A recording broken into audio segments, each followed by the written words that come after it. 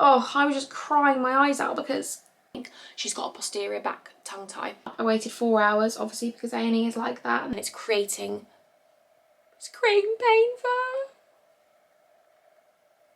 I hate the thought of her being in pain. The only thing, because she's a bit twisted.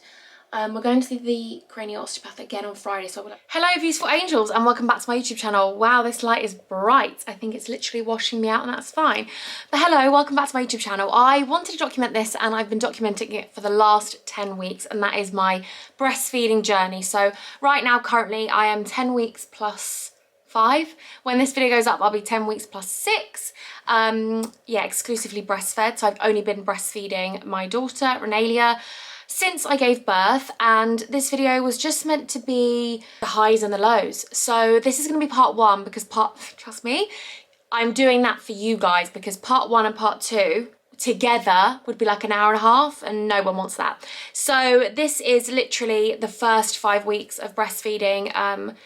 The difficulties, the challenges, the amazingness, and I just wanted to document it. This isn't to be in any way like, oh, I'm breastfeeding and everyone should breastfeed. Like, obviously I know fed is best, you know, loads of women can't breastfeed, loads of women don't want to breastfeed, loads of women, there's loads of different things. And we should be supportive of each and every single one of us. Like, every single mum out there should be supportive of each other. We shouldn't be tearing each other down. So for me, this is just to show people, you know, because when I first ever thought about breastfeeding Renalia, when she was in my womb, I was like, oh God, I hope she latches.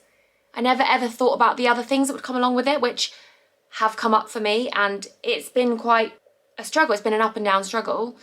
We're there though, we're here and we're doing amazingly, but we've still got a journey. I'm 10 weeks and I've still got a journey, but I just wanted to show you, I've literally documented the whole thing, like the rawness of it. So yeah, let's take me back to day 4 when I was having my baby blues. But yeah, well, when the milk came in, I was like, I love you guys so much. And yeah, I hope you enjoyed this little story time video log thing. See you in my next video. This is hard, one-handed. Okay, here we go. Oh, I'm in the sun. She's not in the sun, but I am. So that'll be annoying for everyone. Oh no, she's just feeding. Oh no. And it hurts so much on my mini. Ugh. Okay, here we go. So I was just getting ready. Oh no, a little bit in the sun. There we go. I was just getting ready, about to do my makeup. The bedroom in the back. Let's just ignore it. We had the health visitor come today. No, the midwife come today for day 5 for the heel prick test and also to weigh her and check what's going on. And obviously I cried because she's put on, all my emotions are all over the place, 125 something. So basically she's gained more weight and not lost it. And that's because mummy's milk, and she was small anyway, so I was really worried because apparently they normally lose like 5 to 7% and then they gain it back by day 10. She's on day 5 and she's gained weight, so I'm really happy because she was small, and so yeah, it's really positive. Just wanted to come on here because I had a really bad night last night, like a really bad night.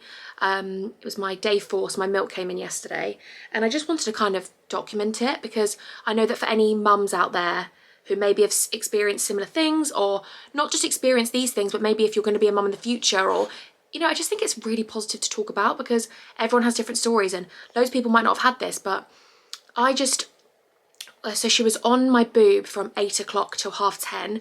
She would have like a 45-minute feed, then get off for like 10 minutes, be asleep, and then that was it, go again. And obviously I'm so happy that she's wanting my boob and stuff, but last night I was absolutely drained because I felt like, and she was drinking milk, she was then going for another poo, and it's amazing, but I just had I was just crying, uncontrollably crying. Like, Spencer was consoling me, and then I had this awful guilt because I'm like, how lucky am I to have a child? How lucky am I because she's so amazing, and how I'm just so grateful. It's the best thing that's ever happened to me in my life. But then I felt like this awful mum guilt of like, why am I crying? This is unfair on her. She's amazing. She's perfect. She's an angel and all these things. Obviously no one's perfect, but you know what I mean. I'm just saying it. It's my child, whatever. And then I had this awful mum guilt, like, why am I crying? I'm so happy. I'm elated. And I spoke to my mum, and mum was like, it's completely normal. It's completely normal.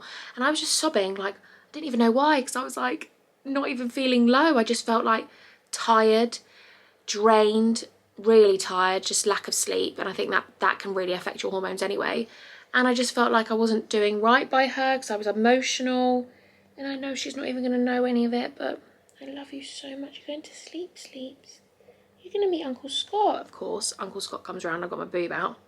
Like, she was asleep and then she woke up for her feed. But I think it's really important to document, and I've woken up today and today's a completely different day. I had some really good sleep last night, so she must have felt mummy's cry and thought, I'm gonna sleep tonight. But I don't want her, I don't know. I literally was on the phone to my mum like, I'm so horrible because I was crying and she's feeding on me. My mum was like, Imogen, stop it. Like, you've got such a hard expectations of yourself. Like, you're allowed to cry. You gave birth 4 days ago yesterday.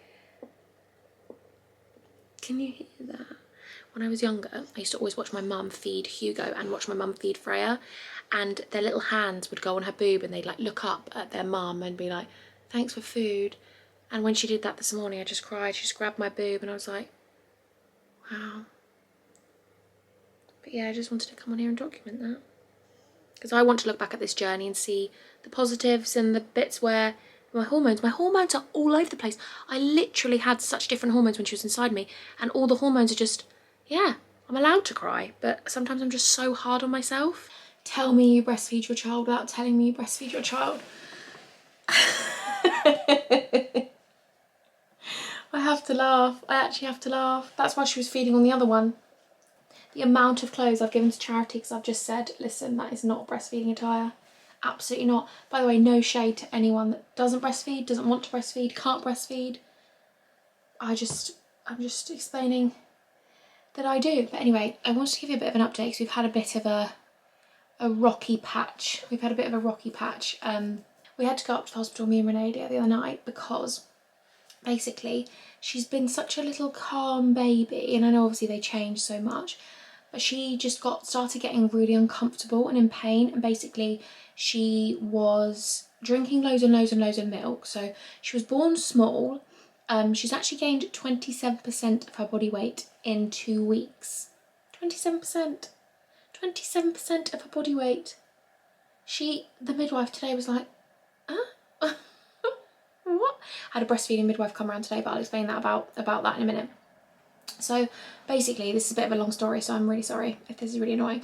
But basically, she started doing this where she'd be like on us breastfeeding, then I'd come off and burp her. She'd regurgitate my milk. She would swallow it, which is obviously a sign of silent reflux. She'd swallow it. She's still gaining weight, but she would choke sometimes on my milk. Every time we'd burp her, she'd have like excruciating pain where she's like this in pain, and her stomach is like convulsing. She's like that. We'd put her down in anything like her rocker or anything, and she was just uncomfortable and not loving life at all. So obviously as a parent you just know that something's wrong. You just know.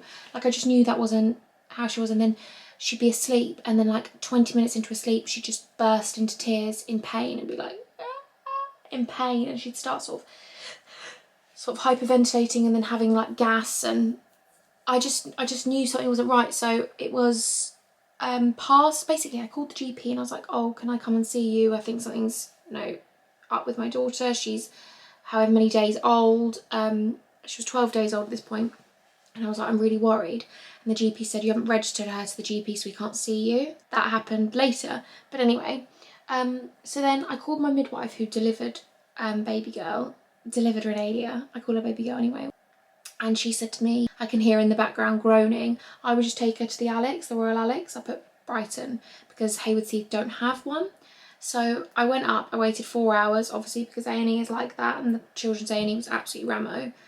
And we waited in there 4 hours. Spencer couldn't come in with us, and then we saw the consultant and the doctor, and the doctor and the consultant basically said everything's fine, all of her stats are fine. By the way, I'm in her nursery and I can't wait to show you it. I cannot wait to show you her nursery. You're gonna love it. It's all from newbie kids. They're amazing. They're literally amazing. Amanda is the dream, and Flo is the dream. The doctor was like, oh, you need to go to see the GP. We think she's got reflux, but you need to see the GP for them to prescribe something. I was like, I thought you were a doctor. I'm so confused. That evening it got worse, progressively worse, and I called 111, and then the lady on the 111 was a midwife, and she basically said, I don't think it's reflux, I think it's colic. You need to go get Infocol. Well, we don't have a 24-hour pharmacy in Brighton. We used to. We don't have any now. I don't know if any of you guys do, but we don't.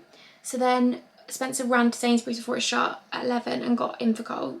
And then I was like, oh, I don't know whether to put on this yet. Then the next day, we just had like 3 days of no sleep because basically she was in so much pain. She'd wake up in the night it was like she'd sleep for 30 minutes because she'd wake up and then feed for about an hour. So by the time I fed her and all of that jazz and changed her nappy and burped her and all those things, it was like, yeah, we were just getting no sleep. So then I called the GP to get in, and the GP was like, yeah, I'll book you in, but fill out these forms before you come in. I was like, brilliant, that's the dream. If you just told me, like, if the other receptionist had told me that, then it'd be brilliant. I would have been able to see you and not go and sit up in A&E. Anyway, it doesn't matter about that. But you know what I mean? Anyway, so then went to see the GP, and the GP was like, yeah, I think it's reflux. All her stats are fine, but I think it's reflux. And then he prescribed me Gaviscon. I haven't given it to her just yet because apparently she's too young to diagnose it, but I don't know. So she's 2 weeks. Anyway, so then the breastfeeding midwife from the team in the Brighton area came, and wow, she's called Carla. I cannot even express to you enough.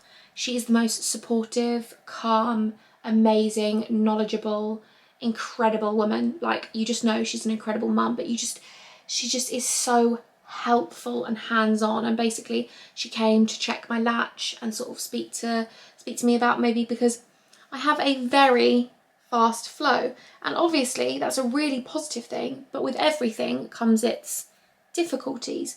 She said that normally a flow can be anywhere from like the beginning to 2 minutes, and normally babies latch on and then they get flow in 2 minutes. Mine just pours out and gushes, and then the other one will pour out and gush at the same time, which is amazing. However, when I was feeding her in the cradle pose, she's like this, like this, gulping, and it's way too fast for her.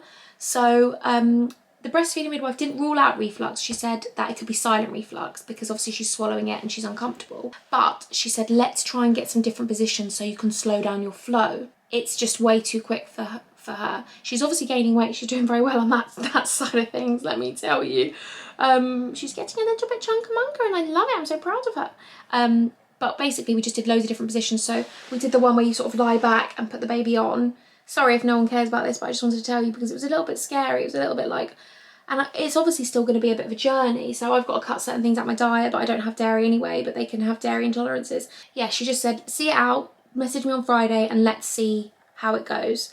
Because the thing is, she doesn't sleep. She doesn't want to sleep at all in anything other than being on us. She has to be completely upright and completely on us. And obviously I know that's not safe. So, you know, I want to put her down in a snooze pod, but then she's waking up in agony, screaming in pain. Not like, it's piercing, it's awful, it's so horrible to see your baby go like that. Like, oh, I was just crying my eyes out because it's so horrible to see the person you love so much, who's so innocent, who has absolutely no idea what's going on. She's been in my womb, cozy, hearing my heartbeat, warm, being rocked to sleep, you know, absolutely loving life. Come out to this, it just must be awful, and she can't communicate with us. She's there crying, obviously I'm then crying, but I'm not showing her, but I don't know, I've got to get a bit stronger, huns, because I'll adapt. I know I'll adapt, but yeah, so we're going to see it out before we take the Gaviscon. We're going to try and see if these positions help, and slowing my latch down and slowing that down, and then having her upright in the sling a lot of the daytime, because otherwise, yeah, it's going to be too much for her to guzzle. And she's then sort of trapping air, and then she's getting uncomfortable, and then she's bringing it up, I think. And hello, angels. Please do not judge me from the state of me right now and the fact that I haven't even made the bed or anything. I just wanted to come on here and kind of have a bit of a chat because I'm just keeping it real. I am on a breastfeeding journey. I'd like to do a whole video about it, but I'm struggling a little bit. I have like an extremely fast letdown and oversupply, and for anyone else that is out there that has that, you'll understand that as much as it's amazing that I've got a massive supply, it's incredible, it's also proving to, I just feel so guilty because I feel like it's my fault. I feel like she's in pain because of me. Oh, it's so annoying. Like, you feel guilty as a mum because you think like, oh, so annoying. So So annoying. Yeah, I think I'm just gonna do a whole, I don't know. It's just, I always thought like the one thing I'd have to worry about with breastfeeding was like whether she'd latch on or not, or like I'd have a supply. I never even knew about oversupply or too fast let down or any of this. Like I had no clue until my mum said all these problems she faced as well. Like she's like, it's all coming back to me now, Imogen. Like I literally had the exact same. She didn't sleep at all last night, so she went down earlier on in the night, and then I gave her another feed at like 11, and that was it till 8 o'clock this morning. Like Spencer took her this morning for 3 hours and I had a 3-hour sleep, but it was just, she was just wanting to be on the boob to give her some sort of comfort for her pain. I've spoken to my lactation consultant, I've spoken to another lactation consultant, and they all say that it's to do with, like a breastfeeding midwife, it's to do with my oversupply, and what's happening is she's getting too much of the front milk. So it's basically the front milk is lactose and the back milk is like the gold milk, and the milk that they need is the fat. So basically she is putting on weight though, so that's what's confusing me. She's putting on weight, she's putting on a lot of weight in an amazing way, like it's incredible. So then I'm like, yes, my milk's doing good for her, but then also basically the lactose at the front of the milk is then creating, it's fermenting in her gut, and it's creating pain for her. I hate the thought about being in pain. The only thing that makes me feel better is the fact that she's not going to remember this. Just me and Spencer will.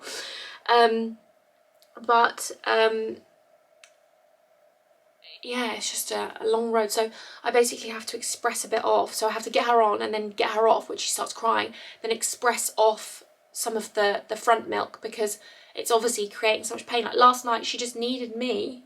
Like she'd fall asleep and I was like, oh, she's fallen asleep on my boob, and then I'd get her up to burp her and she'd instantly just wake up and then be ravenous for more, because it was so painful for her that she needed my boob and needed milk. But then it's like she needs the milk because it's comforting her, but then the milk is creating this problem, and she just is up all night just in pain, and it's horrible.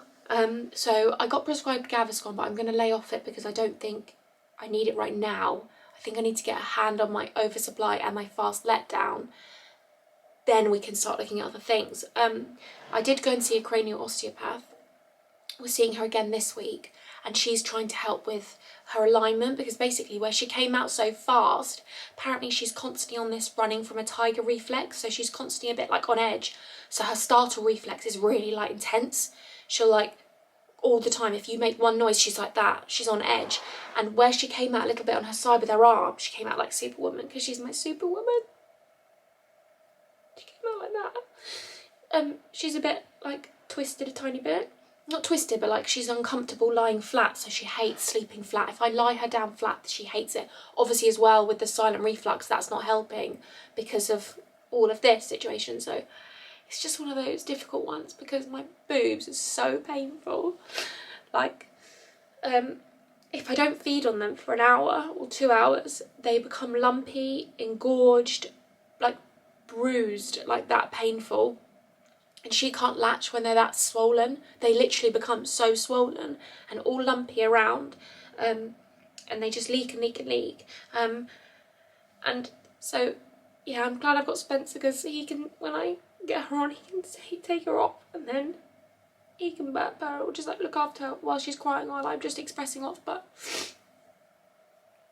I know I'll get to grips with it, and I know it's a journey. Like there's so many different problems with breastfeeding, and there's so many amazing things with breastfeeding. So I'm gonna stick at it. Not saying that bottle fed isn't good. Fed is best, but this is just my journey. This is just what I'm saying. I'm here now, I'm this far into it, so I'm like, I just want to stick in it a bit longer just to see, because I feel like I can sort this out. But like she's so sweet, like she never screams in pain, she doesn't even want to moan, but she's just trying to talk to me and tell.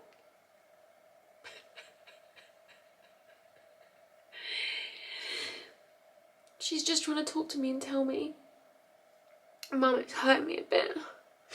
My tummy's hurting me. But yeah, the cranial osteopath was amazing, like she was so much more relaxed. So basically she's got her fists all the time closed and her legs up to her chest. She never stretches out. But after the cranial osteopath, she did stretch out a bit more. So we're going to go see her a couple more times to help. Just sort of give her some, you know, little MOT, because she's, you know, she's been in me for 9 months, all warm and cozy, and then she's come out and probably, you know, it's all just a bit much.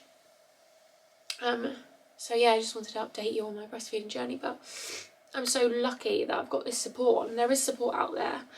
You know, at my hospital they said, do you want a lactation consultant to come visit you at the house, and please just ask for help if you want help. But this is just me speaking of my breastfeeding journey. But it's funny because I love my mum and my dad so much more now, because they literally had no sleep, because me and my brother obviously were 3 years apart, but my older brother had the oversupply with my mum, and he would have like lots of gas and lots of gut pain, and like she's literally like this all the time. Even now she's in the sling with Spencer, she's like in her sleep, like it's waking her up. And then when it wakes them up, they're running on adrenaline, they're awake and awake and awake because they're in pain, so the pain then gets them to be, you know, running on adrenaline. But I just wanted to update you because I feel like it's so important to talk about these things, in case there's someone out there that's going through the same thing, or, you know, you're on your different journey. Because I know that with, you know, bottle-fed babies, they get the gas and they get the colic and they get the reflux just as much as breastfed babies. It's, you know, it's everyone's different and everybody's different. And I met someone the other day and her breastfeeding journey is going amazingly, and I met someone the other day and her bottle feeding journey is going amazing. So it's just all very different, but I just wanted to update you with where we're at. But yeah, I'll keep you updated. Had my cry now. I'm probably going to go and cry to Spencer, but not wake baby girl up, but just have a cuddle with him. You just have this mum guilt of like, oh my god, it's my milk that's doing this, but then also my milk's doing really good for her, so it's just... Anyway, yes, she gained 2 pounds, over 2 pounds in 3 weeks. 2 pounds. She was born on a small percentile and she's now at the top. She's amazing, but yeah. I just got out of the shower. Well, no, I haven't, because obviously I didn't get out of the shower with makeup on, but yeah, I just wanted to come on here and have a little check-in. My mum and Freya's linen, they stayed over for a couple of nights, which was so nice with Hugo B. Hugo B slept downstairs, but we've had a journey. We've had a journey. We're still on a journey of this breastfeeding thing. I'm lucky I've got makeup on, because otherwise I'd be sat here crying. But where we're at right now is I'm actually 6 weeks exclusively breastfeeding now when I'm filming this. However, the last 6 weeks has been a journey, and I'm still on a journey because I'm still not where I would like to be, or where my boobs would like to be. Because basically I thought I'd get to 6 weeks, I could start pumping because your milk supply is all sorted, and I've been told by my breastfeeding midwife, my breastfeeding health visitor, the lactation consultant, like, no pumping yet. Absolutely no pumping. So it's like, I wanted to get to 6 weeks and see if I could pump and maybe give Spencer some time to, you know, have a bottle with baby girl, and I'm sure Renelia would absolutely love that, you know, because she loves her dad so much. But at the moment, so, right, when I left you last, I was having quite a difficult time of it. But let's just pat ourselves on the back. Like, I got 6 weeks exclusively breastfeeding. Like, I feel really proud of myself for doing that, especially through this journey. And it definitely has got easier at 6 weeks now. So basically, when I last left you, I was in quite a lot of pain. I then it became quite a lot worse. So I got like a private lactation lady who I was just talking to over Zoom. She was too far away, so I was talking to her on Zoom. And, well, actually it wasn't Zoom, it was WhatsApp video calls all the time.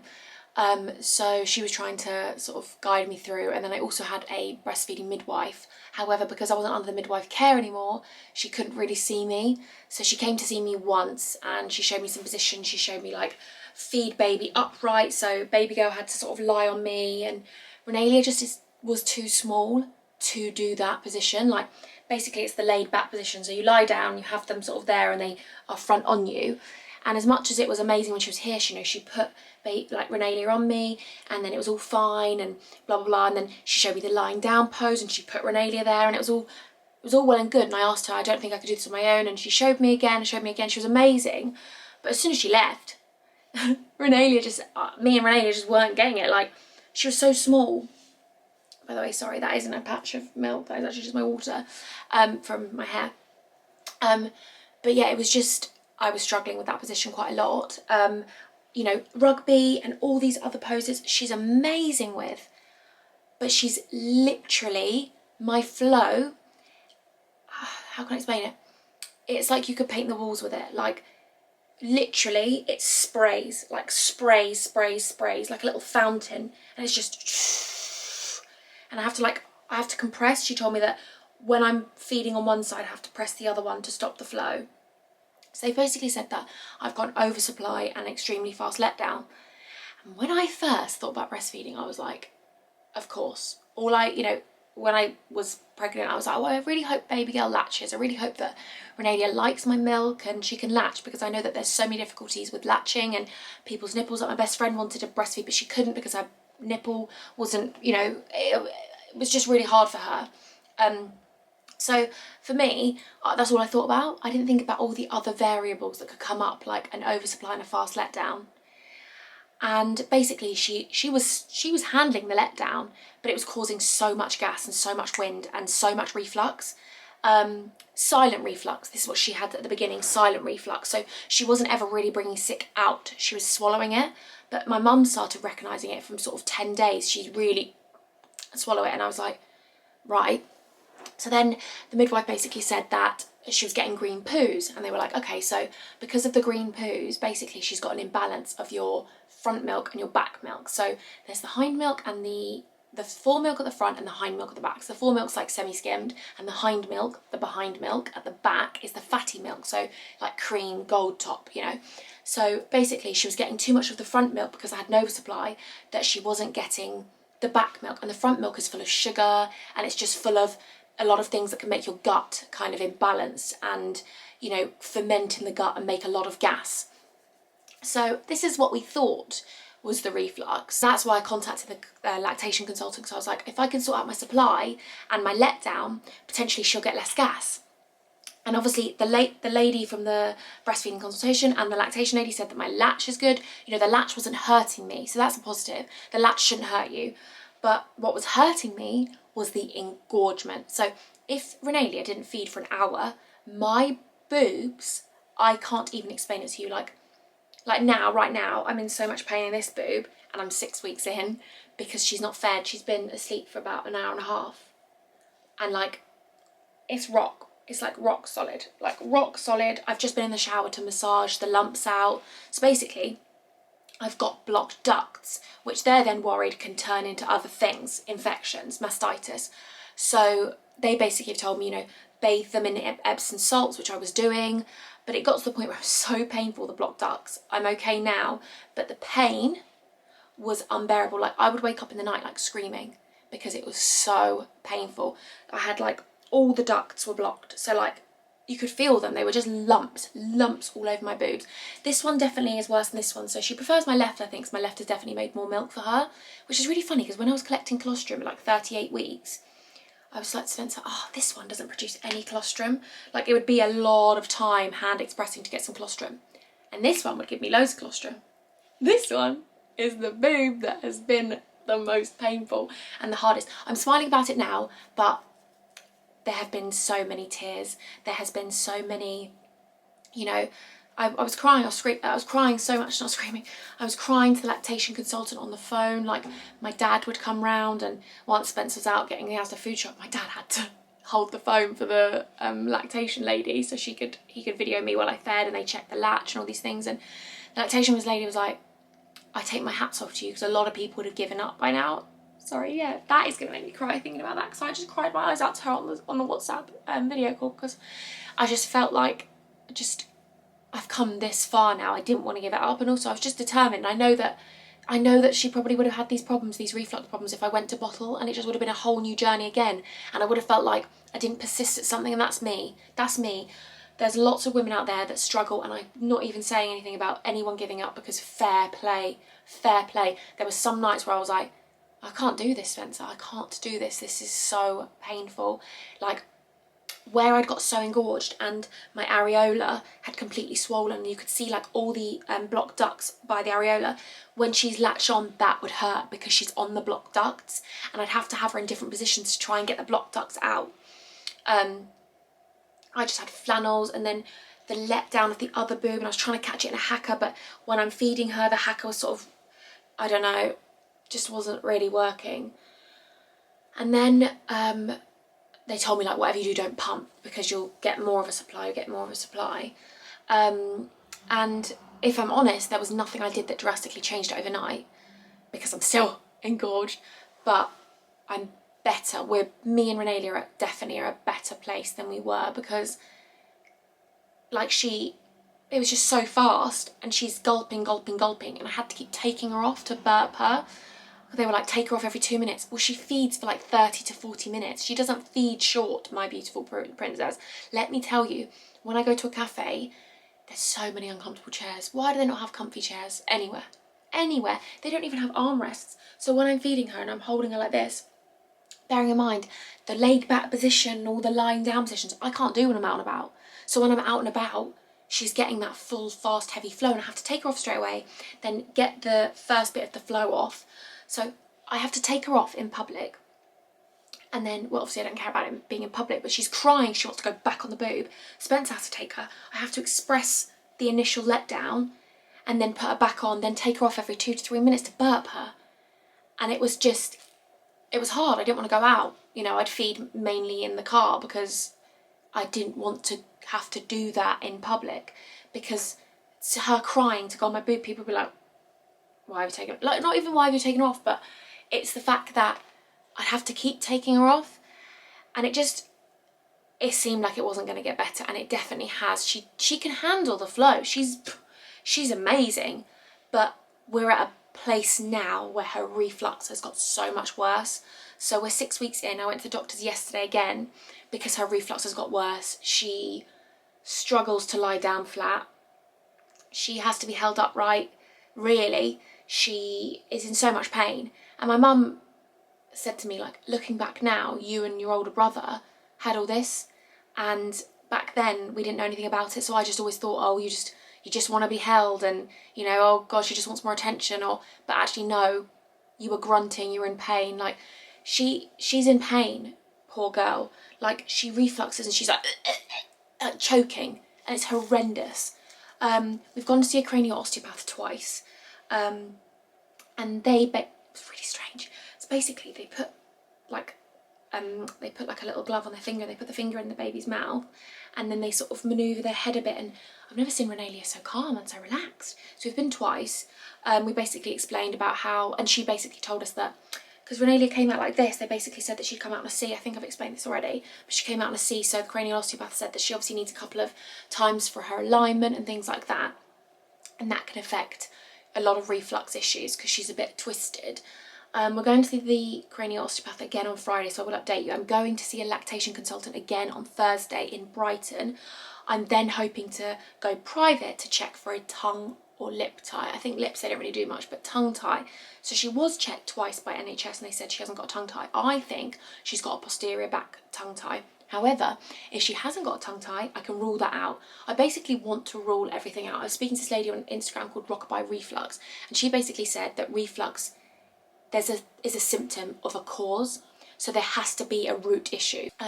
So basically, rule out tongue tie, rule out latch, so that's why I'm speaking to a lactation consultant, and there's a private one that does Tunbridge Wells and Brighton, and I'll let you know if I think she's any good. I'm not going to mention her name until I've been to her. Basically, it's quite expensive, but they've told me she doesn't have a tongue tie, but I'm just sure there's something. She clicks a little bit, but she's gaining weight. So when a baby's gaining weight, they don't really look into much because they're like, oh, she's gaining weight. And it's like, oh, I just think there is something, because I don't know. I'm probably wrong, but I will definitely update you and keep you updated in this video, because this is my whole breastfeeding journey. I want to kind of go in this video to about 10 weeks and see where we get to by 10 weeks. You know, fingers crossed we're already in a better place, but the reflux for baby girl is really hard. And then I'm blaming myself, but her poos have got better. They're yellow again and they've got seeds in, so she's digesting the fat, or that's undigested fat, but still she's getting the fatty milk. And that just kind of leveled out of time, but the health visitor kept saying to me, the green poos are normal, like they were yellowy green. They weren't ever bright green, because obviously I don't have dairy. So everyone was saying, oh, it's a dairy intolerance. I was like, I don't have dairy, so she can't have a dairy intolerance because I literally don't have it. I then cut out almond milk because I was like, could it be almonds? I cut out peanuts. I was like, it could be peanuts. So at the point, I was literally just eating like dairy-free chocolate because I was like, what can I actually eat? Because you can't have like spices. Not that I would already have spices, but you can't have like, oh, I don't even eat garlic, but you can't have a lot of onion. You can't have a lot of tomato. And I was like, oh my God. You know, so I take probiotics, but I've got her probiotics. I've just ordered new ones because basically the probiotics we got, you have to put them, they're a powder and it's a lot of powder you have to give them. So I kept putting it around my boob or putting it on a finger, but I'm just gonna get drops. I've just ordered drops, BioGaia. I've just ordered some drops, so I'm going to administer them to her. I'm just trying everything I physically can, and I know that I could just go with the Gaviscon route, but I'm just trying to see if there's other things before I do that, because, you know, I want to check my latch, I want to check the tongue tie, I want to check diet things. So, oh, soy is in so much stuff, and I don't agree with soy anyway. Like, soy doesn't agree with my body, but there's hidden soy in so many things, so that's another thing. So it could be soy. Tummy time, we need to do more tummy time with her. We don't really do much tummy time, which I know we need to, but she's in so much pain. But apparently tummy time is really good for babies with reflux. So we've been giving her baths and she's really comfortable and soothed in the bath. But she's so sweet and talkative and happy, and like, not talkative as in like that, but she'll like, you know, really sweet. I'll insert a little video now, but that's at 6 weeks. So I'm going to keep you updated. I really want some help, so I'm going to go on Instagram, I think, today and ask some of you guys, like, what should I do when she sleeps a bit longer and I'm completely engorged, because I'm not really allowed to pump. But then I'm like, should I pump? I'm going to ask this lactation lady as well and see what she says, because it's just, yeah. But anyway, I think that's Scotty, so I'm going to go, but I will update you. It's been a journey and we're still on the journey, but we're going to keep going with it, Hans, because I want to just see where we get to. If I have to, you know, give it up and it doesn't work, then fine, but I want to just know that I've done everything I can, and I know that's silly, but I'm just trying. So the next part of this video will be up next week. I really hope you guys enjoy it. Yeah, it wasn't meant to be anything, like, I just wanted to document it to sort of show the realism behind things, but be up next week, my second part of it, and that'll be the full 10 weeks. I love you guys.